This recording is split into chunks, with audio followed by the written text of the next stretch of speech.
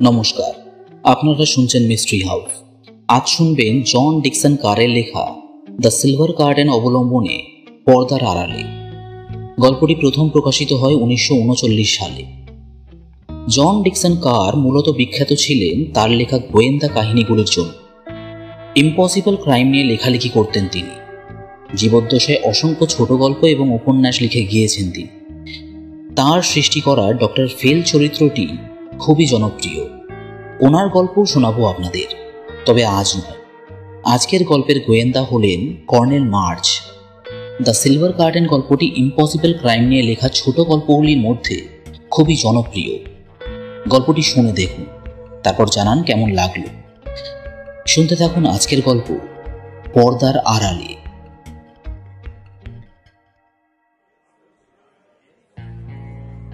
ডিলারের হাতটা এত স্মুথলি সবুজ টেবিলটার উপর ঘোরাফেরা করল যে দেখে মনে হবে সেই হাতে কোনো হার নেই। তাসগুলো অনায়াসে ঝরে পড়ছিল তার আঙুলের মাঝ থেকে, একবারও আটকে যাচ্ছিল না। লা বান্তালেত ক্যাসিনোর ঘরটা ছিল শান্ত।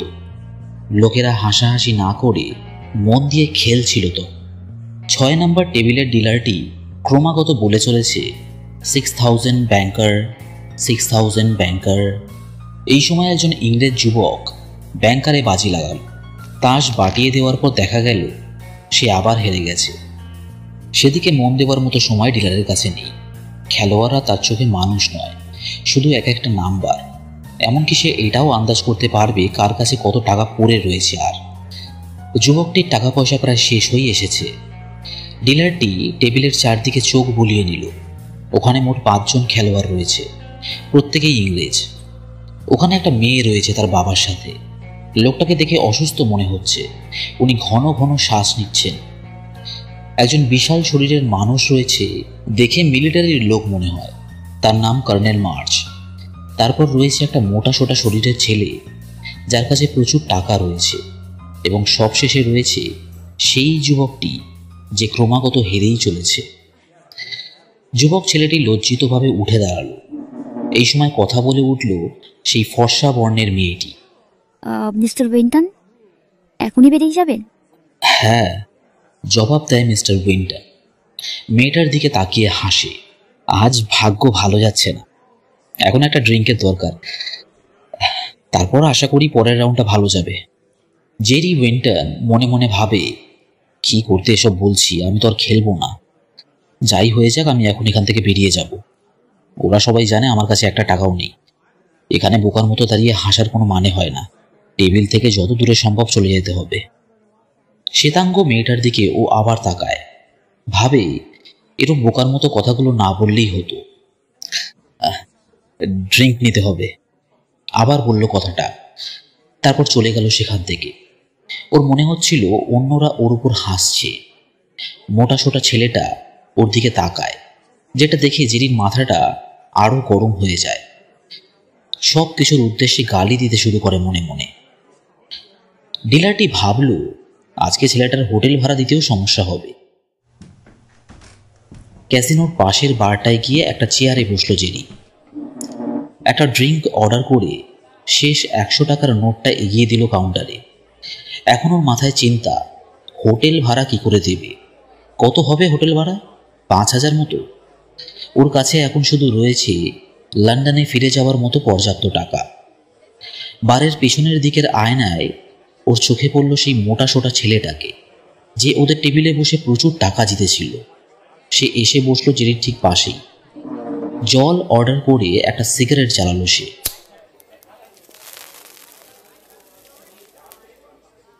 সব টাকা শেষ নাকি? জিজ্ঞেস করলো সে। জেরি ছেলেটার প্রতিফলনের দিকে তাকিয়ে ভুরু কুচকায়। আমি ভেবে পাচ্ছি না সেটা নিয়ে লোকেদের এত মাথা ব্যথা কিসের। হালকা রাগের সুরে কথাটা বলল জেরি। পাশের ছেলেটা বলল, তাও ঠিক। সিগারেটে কয়েকটা টান দিল সে। কিন্তু ব্যাপারটা সিরিয়াস বলেই তো মনে হচ্ছে, তাই না? তাই জন্যই তোমার এত আগ্রহ? ছেলেটার দিকে ফিরে বলল জেরি, কোনো সিরিয়াস ব্যাপার না। বাড়িতে আমার প্রচুর টাকা রয়েছে। শুধু চাপ হলো আজ শুক্রবার, আর সোমবারের আগে আমি ব্যাংকের সাথে যোগাযোগ করতে পারবো না। পাশের ছেলেটার মুখে সন্দেহের ছাপটা ওর চোখে পড়ল। আসলে প্রবলেম হচ্ছে যে হোটেলের লোকেরা আমায় ঠিকমতো চেনে না, কিন্তু সে নিয়েও অসুবিধা নেই। তাই বলে ভেবো না আমি উল্টাপাল্টা কিছু করে বসবো। পাশের ছেলেটা অদ্ভুতভাবে হাসলো এবং নিজের মাথা নাড়ল। ও তাই বুঝি, বিশ্বাস করতে কষ্ট হচ্ছে। আপনি বিশ্বাস করলেন কিনা তাতে আমার কিছু যায় আসে না, বলল জেরি। যাই আসা উচিত, বলল ছেলেটা। জেরি তখন চেয়ার ছেড়ে উঠতে যাচ্ছিল, আর সেই সময় পাশের ছেলেটা ওর হাতে চাপড় মারে আলতো করে। এত তারা কিসের? তুমি এক্ষুনি বললে তুমি নাকি খুব বড় লোক। বেশ, মেনে নিলাম তুমি বড় লোক, সেই নিয়ে আমি কিছু বলছি না। কিন্তু আমাকে এটা বলো, তুমি কতটা সাহসী? কি বললেন? জেরি জানতে চায়। তোমার সাহসিকতা, তোমার মনোবল। ছেলেটা লুকোচুরি খেলার সুরে বলল। জেরি জলের গ্লাসের ওপাশে থাকা আত্মবিশ্বাসপূর্ণ মুখটার দিকে তাকালো। ছেলেটার পা দুটো ঠেকে রয়েছে চেয়ারের পায়ার সাথে, এবং তাকে আত্মপ্রত্যয়ী বলেই মনে হচ্ছে। ভাবলাম এটা জিজ্ঞেস করাই যাক, বলে চলল সে। আমার নাম ফার্ডি ডেভাস, আমাকে সকলেই চেনে। বারের অন্যদের দিকে ইঙ্গিত করে বলল সে। তুমি চটজলদি 10,000 টাকা কামাতে চাও? সেটা আমি অবশ্যই চাই, কিন্তু তোমার সাথে সেটা করতে চাই বলে আমার মনে হয় না, বলল জেরি। ডেভাস নিজেকে শান্ত রেখেই বলল, বেশি মহৎ বুদ্ধিমান হওয়ার ভান করো না, আমার উপর এসব কাজ করবে না। আমি আবার জিজ্ঞেস করছি, তুমি কি চটজলদি 10,000 টাকা কামাতে চাও? সেটা দিয়ে তুমি তোমার ধার শোধ করে ফেলতে পারবে। বলো তাহলে। আচ্ছা বেশ, আমি চাই, অবশেষে সম্মতি দিল জেরি। ঠিক আছে, একটা ডাক্তার দেখাও, ডেভাস জবাব দেয়। কি? অবাক হয় জেরি। বললাম একটা ডাক্তার দেখাও। ডেভাস বেশ শান্ত সুরেই বলল, আমি সিরিয়াস, তোমার নার্ভের ওষুধ প্রয়োজন, ট্যাবলেট জাতীয় কিছু। সে তাকালো ঘড়ির দিকে, যেখানে সময় দেখাচ্ছে 11:05। শোনো ভালো মতো, এই ঠিকানায় চলে যাও এবং ইনি তোমায় 10,000 টাকা দেবেন। 1 ঘন্টা পর যাবে ওখানে, একটু আগেও না একটু পরেও না। যদি কথা মতো কাজ করো তাহলে হয়তো এর চেয়ে বেশি টাকাও তোমার কপালে থাকতে পারে। নাম্বার 2 স্কোয়ার স্ট্রিট, এভিনিউ ডেস ফারেস। 1 ঘন্টা পর। দেখা যাক তোমার মধ্যে কতটা সাহস রয়েছে।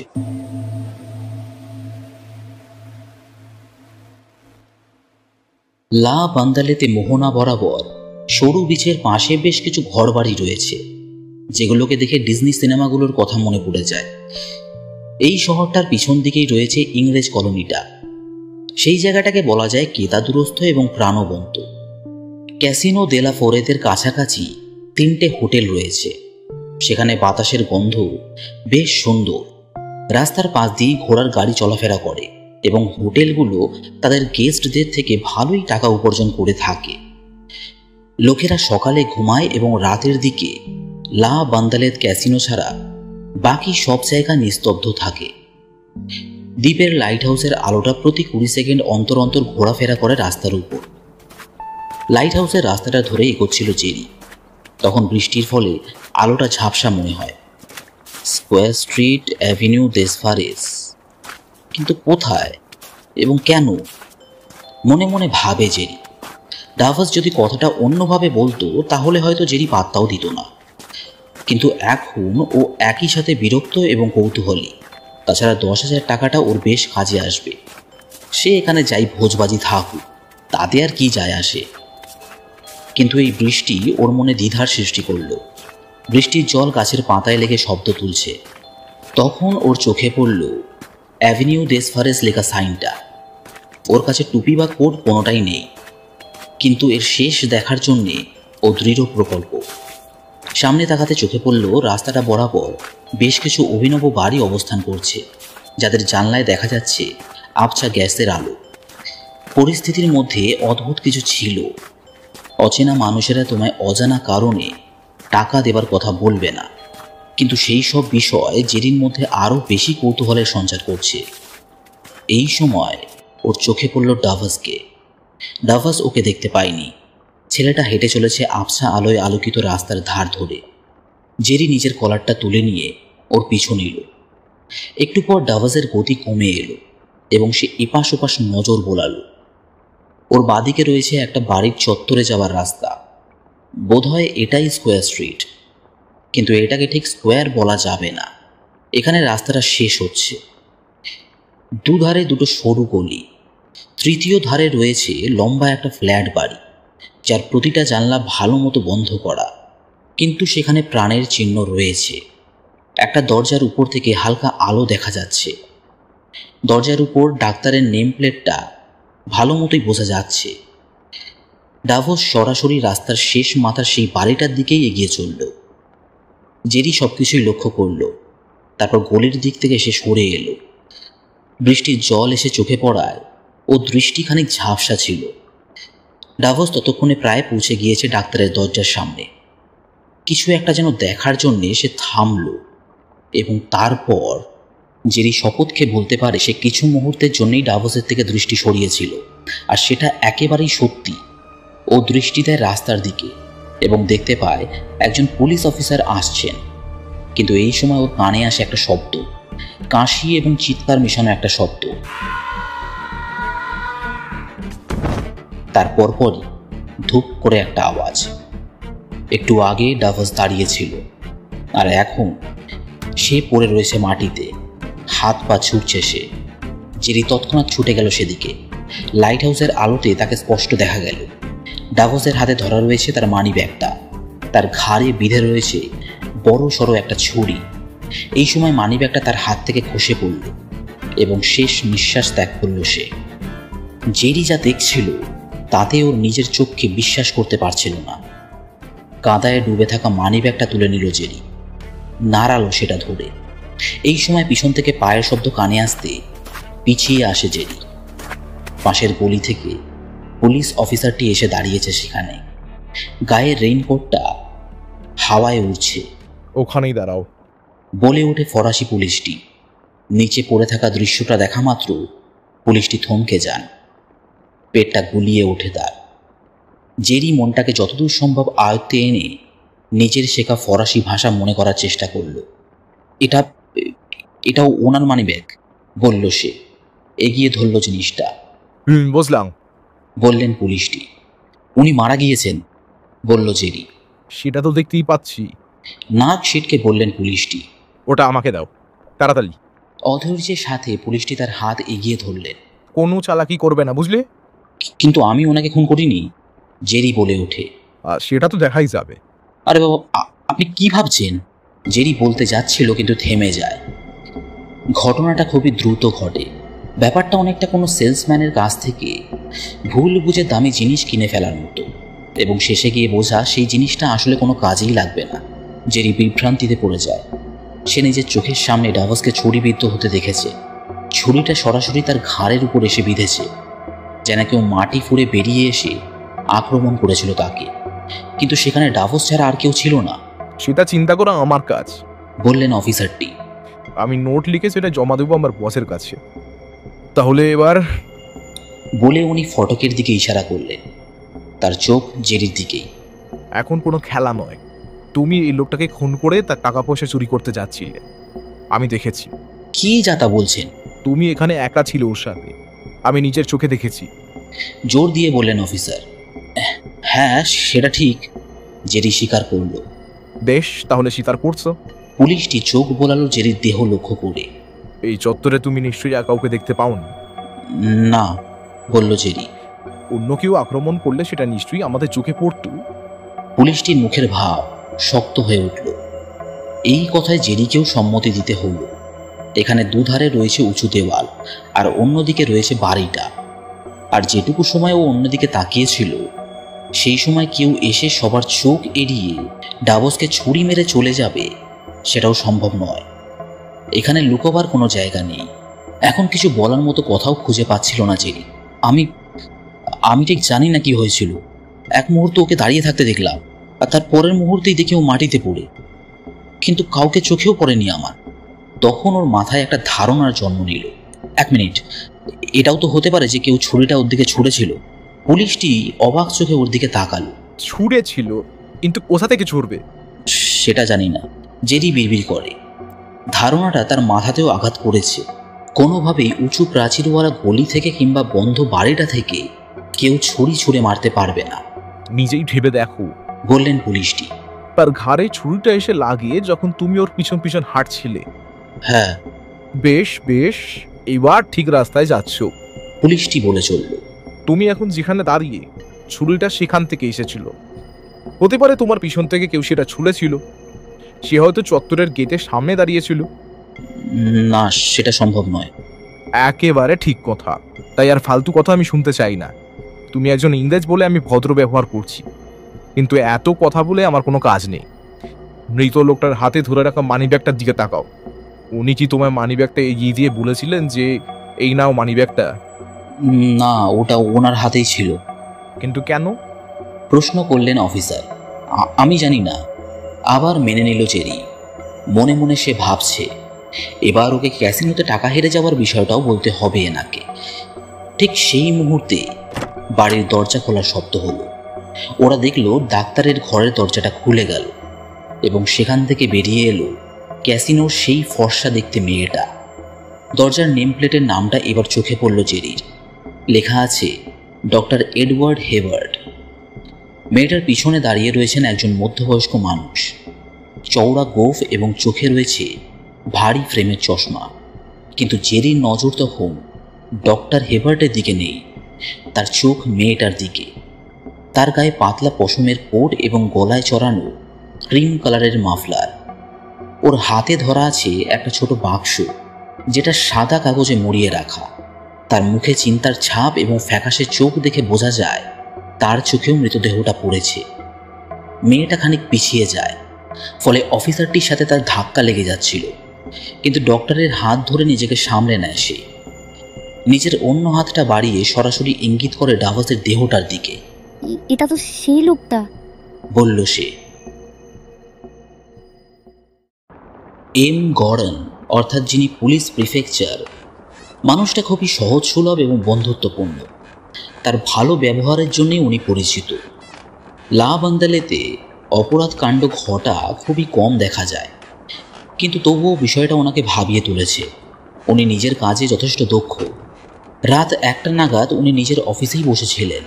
চেয়ারে দোল খেতে খেতে নিজের আঙুলের নখ দেখছিলেন উনি, যেটা দেখে ভারী বিরক্তি লাগছিল জেরির।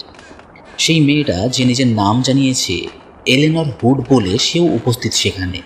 মিস্টার গরন, বলে ওঠে এলেনর। হ্যাঁ মিস, গরম নম্র কণ্ঠে বললেন। এলেনর জেরির দিকে অনুনয় দৃষ্টিতে তাকালো। আমি শুধু জানতে চাই আমাদের এখানে কেন আনা হয়েছে। ডক্টর হেওয়ার্ড, আমি এবং মিস্টার উইন্টন, এই 3 জনকে। এইবার মেয়েটা জেরির দিকে তাকিয়ে হাসল, যেটা দেখে আশ্বস্ত হলো জেরি। কিন্তু বিশেষ করে আমাদের কেন? আর আমি আপনাকে এর আগেও বলেছি আমি কেন ডক্টরের বাড়ি গিয়েছিলাম। আপনার বাবা? বিড়বিড় করেন। হ্যাঁ, উনি অসুস্থ। কয়েকদিন ধরে ডক্টর হেবার্ট ওনার চিকিৎসা করছেন। আর আজ রাতে ক্যাসিনোতে ওনার আবার একটা অ্যাটাক হয়েছিল।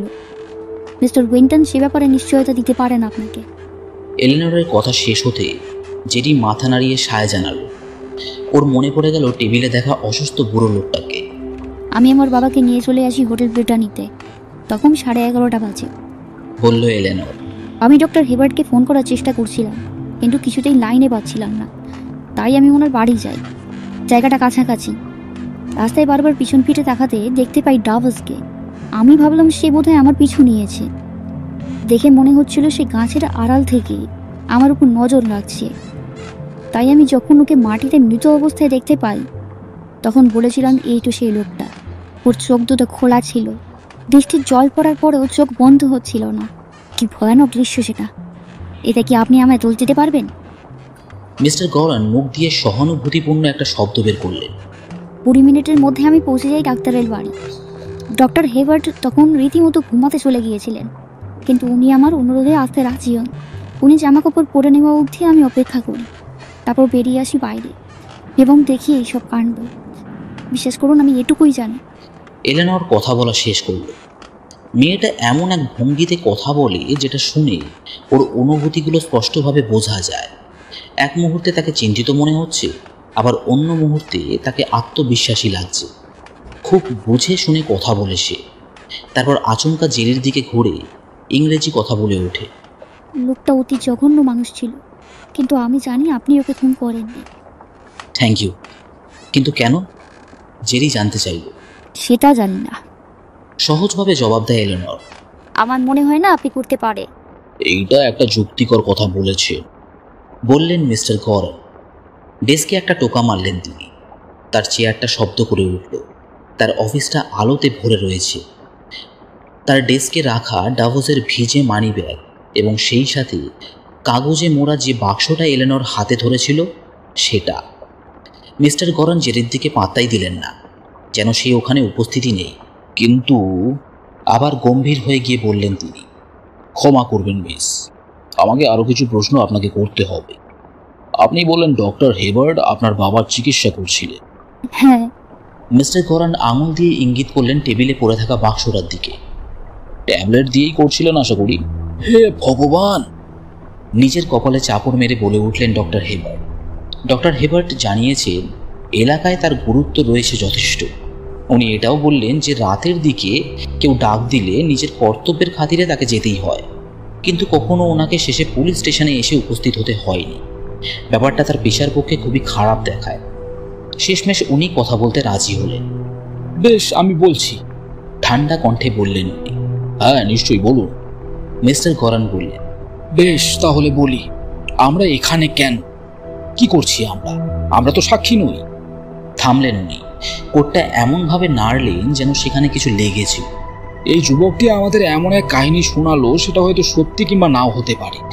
তাছাড়া আমি ভেবে পাচ্ছি না ডাভোস আমার ঠিকানা ওকে দিতে গেল কেন, আর এটাও ভেবে পাচ্ছি না ওকে আমার দোরগোড়ার কাছে ছুরি দিয়ে খুন করারই বা মানে কি। আমি ডাভোসকে সেইভাবে চিনতামও না, শুধুমাত্র সে আমার একজন পেশেন্ট ছিল। ও, ওনাকেও নিশ্চয়ই ট্যাবলেট দিয়েছিলেন নাকি? ট্যাবলেট নিয়ে এত মাথা ব্যথা কিসের আপনার মশাই? প্রশ্ন করলেন ডাক্তার। যেহেতু এই ছেলেটা বলেছে যে ডাভোস ওকে ক্যাসিনোতে ট্যাবলেট নিতে বলেছে, তাই জন্য কি আপনি সেটার উপর বেশি মনোযোগ দিচ্ছেন? সেটা একটা সম্ভাবনা, চাচ্ছে তাই। টেবিলে রাখা ট্যাবলেটগুলোর উপরেও কি প্রশ্ন তুলবেন এবার? ওগুলো মিস হুডের বাবার জন্যে, হার্টের রোগের জন্য সাধারণ একটা ওষুধ। আপনি কি মনে করছেন ওগুলোতে বিষ মেশানো? যদি সেটাই হয় তাহলে খেয়ে দেখা যাক। সেটাও করা যায়, বললেন গরান। তিনি বাক্সের কাগজটা সরালেন। বেশ গাম্ভীর্যের সাথে সেখান থেকে একটা ট্যাবলেট তুলে নিলেন তিনি। মুখে ঢুকিয়ে কামড় দিলেন এবং গিলে ফেললেন। বিষ আছে? জিজ্ঞেস করলেন ডাক্তার। না, বিষ নেই, জানালেন মিস্টার গরান। এই সময় ডেস্কে রাখা ফোনটা বেজে উঠল। ফোনটা তুলে জবাব দিলেন উনি। কিছুক্ষণ উপাসের কথা শোনার পর আপন মনে হাসলেন এবং রেখে দিলেন ফোনটা। দুর্দান্ত ব্যাপার, হাত কচলাতে কচলাতে বললেন উনি। আমার বন্ধু কর্নেল মার্চ বিষয়টা নিয়ে তদন্ত করছিলেন। উনি একজন ইংরেজ পুলিশ। এখানে কিছু সমস্যা দেখা দেওয়ার ফলে উনি এখানে এসেছেন।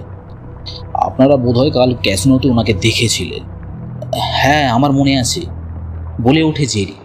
উনি বেশ লম্বা চওড়া মানুষ। একেবারে ঠিক, বললেন গরান। কিন্তু ডাক্তার বলতে যাচ্ছিলেন।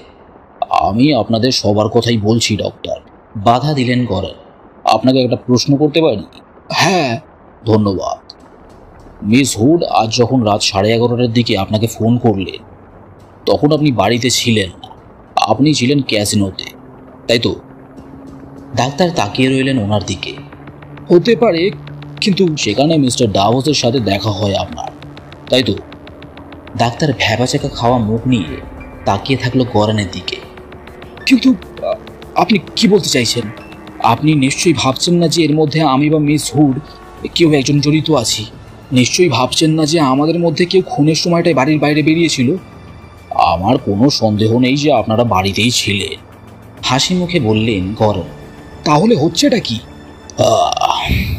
আসলে কি বলুন তো, একটা আঙুল উঁচিয়ে বললেন গরান। এখানে একটা সমস্যা হচ্ছে। আমরা এখন ফেঁসে রয়েছি একটা কঠিন পরিস্থিতির মধ্যে। যদি আপনি বা মিস হুড দুজনের কেউই বাড়ির বাইরে অথবা জানলা দরজার কাছে না গিয়ে থাকেন, তাহলে নিশ্চিতভাবে মিস্টার উইন্টন খুনটা করেছে। আর এটাই হলো একটা হাস্যকর বিষয়। আমরা একবারের জন্য বিশ্বাস করিনি যে মিস্টার উইন্টন এই খুনের সাথে যুক্ত রয়েছে। আমার বন্ধু কর্নেল মার্চ সেই কারণের ব্যাখ্যাও দিয়েছেন। জেরি হালকা সরে আসে। ওর মনটা যেন আবেগে ভরে গেল। এই সময় একজন পুলিশ অফিসার প্রবেশ করলেন ঘরে। এখন থেকে আমরা ইংরেজিতে কথা বলবো, বলে উঠে দাঁড়ালেন গরান।